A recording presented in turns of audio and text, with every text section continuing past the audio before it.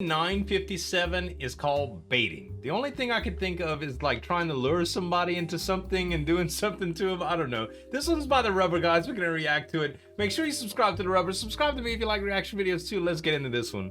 There was a knock on the door of a grand estate. Okay. The housekeeper opened, butler? but there was nobody. Strange. I swear I heard something, he thought to himself.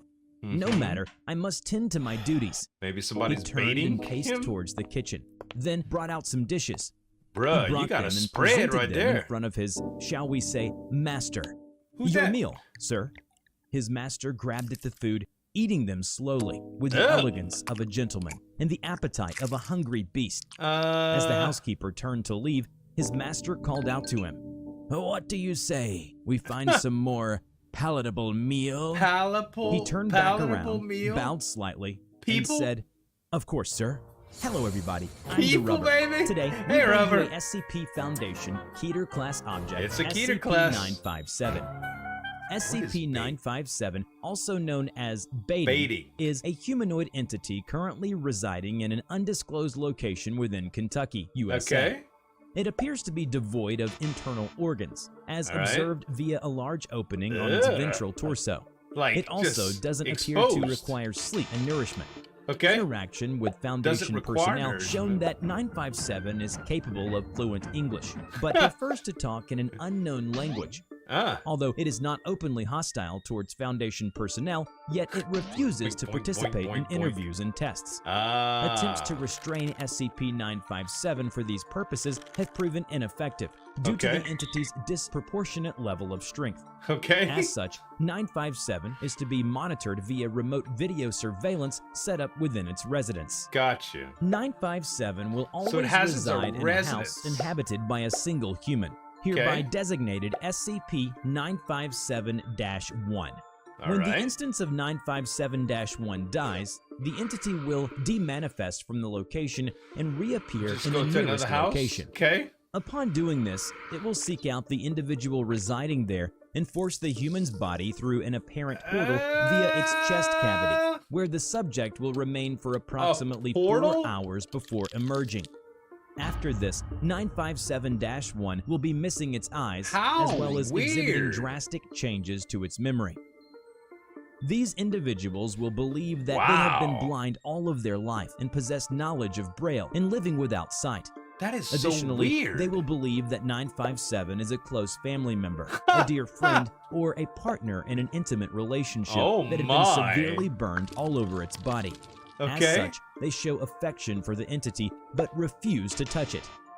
Once every month, 957-1 will go into crowded areas and feign distress due to its blindness. It does so in order to deceive people into helping it back to its house. In the event that 957-1 is unable to do this, 957 will perform the task itself.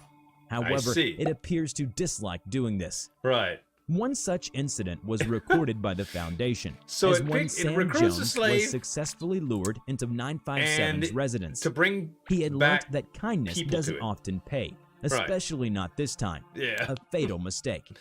This is it, with mister. kindness too, yo. Thank you so much for helping me. I just don't trust people in general, 957-1 opened the door and invited Sam in, which it insisted strongly when Sam declined. Reluctantly, he stepped into the house. The interior was much darker than it had appeared from the outside. Once inside, the door was immediately bolted shut behind him. He turned to look at 957-1. Its smile was no longer friendly. Its attention was fixed on Sam as it slowly moved its hand away from the door. "Why don't you have a seat?" Sam hesitated for a moment and said, "Actually, I think I better get going." He made for the door, but 957-1 wouldn't move. The smile had completely gone from its face. It held out a hand in front of Sam, and he stopped. Even though it has no eyes, the lustreless flesh where the eyes would be seemed to stare blankly at him. They seemed to tell him, "That is stay." gross, man. Sam backed away from the door and anxiously settled down at a nearby couch. "I'll be with you shortly. Don't you worry." He briskly walked into the back of the house and started shouting in an unknown language which startled Sam. He then slowly sat down at the dining table. His arms rested on the table, palms down, face forward. His expression was blank, like an android waiting for the next instruction. Okay. When Sam made his second attempt towards the door, he heard a voice. Going somewhere? For some reason, he hadn't noticed that a hunchback, malnourished-looking entity was residing at the dark corner. That's nasty. It had seemingly emerged out of nowhere. It was watching him from the corner of its eyes, with its back facing towards him. 957 like slowly removed itself from the darkness and moved towards Sam. He retreated, but there was nowhere to run. Much more charismatic. He looked towards the person though. he had helped coming back here, but there he was, sitting still Blank, at the dining table. Motionless. Don't be afraid now, child. As 957 extended its hand towards Sam, a black spherical barrier manifested and surrounded them. After 30 minutes, it demanifested, and out came 957. And Sam, who had gone through grotesque alterations. That was the port. Reptilian scales had formed on parts of his body. His eyes were gone, and a slightly off-centered eye took their place. He put it in the Immediately, he fell onto the floor due to his legs, which now appeared sallow and underdeveloped. Sam reached forward with his disproportioned hands and tried to call out to someone. What's this thing get out of this stuff? He felt his insides twisting and turning, and suddenly he puked out his innards all over the floor. Dear, oh dear, look at the state of you. So he just likes torturing I'll have to clean this up, don't I? With its bony hands, 957 scooped up the puke and then grabbed Sam's head with the other. Then headed towards the kitchen. Just you wait. Dinner will be served he's gonna feed it to your slave? Even though it was as still as a statue, 957-1 started to drool. At the kitchen, 957 started to prepare a meal using the ingredients he had gathered, freshly sourced directly from Sam. First the eye, the liver. Bah, this is useless. Oh, this is fresh. Yes, yes. What? Moments later, 957 emerged from the kitchen and placed the dish in front of 957-1.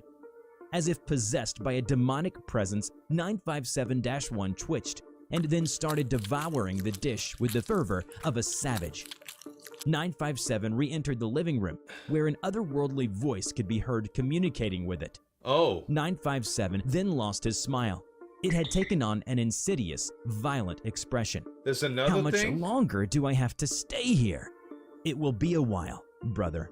Your disguise is working wonderfully, and he is extremely convincing. Weird. It is just boring and tiresome down here. These unclean forms are so restraining. Patience, brother. We will be done with our research soon enough. Don't worry. There are aliens trying to figure stuff out? 957 turned and looked towards the kitchen. 957-1 was convulsing on the floor. Its body was distorted in an unnatural manner. Couldn't take it no more. Its face was pale, its mouth wide open, the stuff as if that it was ate trying to scream for help, or merely in agony. We would never know. And it did not matter to 957. These things are so frail.